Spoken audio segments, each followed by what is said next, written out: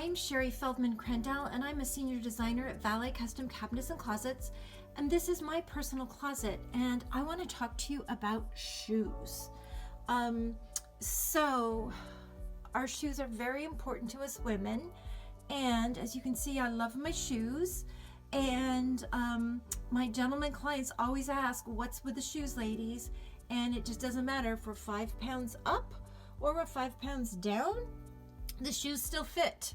So the shoes are a thing.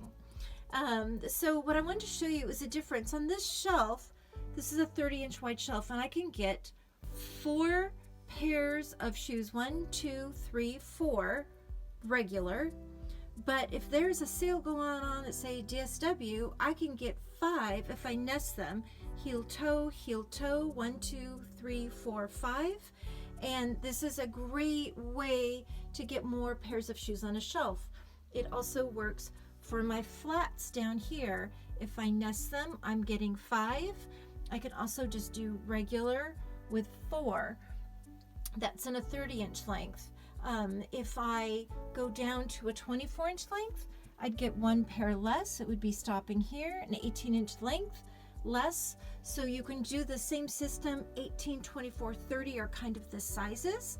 This I do for my booties. This is a 24-inch length, and I've nested them here, 1, 2, 3, 4. And then what I like to do for my boots, ladies, is you step back here.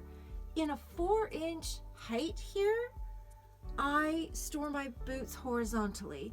I put the heels on the outside, heel, and I lay them down because I will not stuff them and stack them.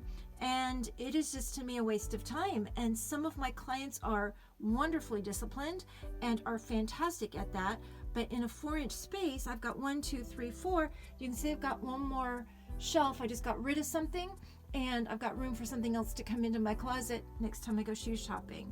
So great ways to store your shoes. Have fun, ladies.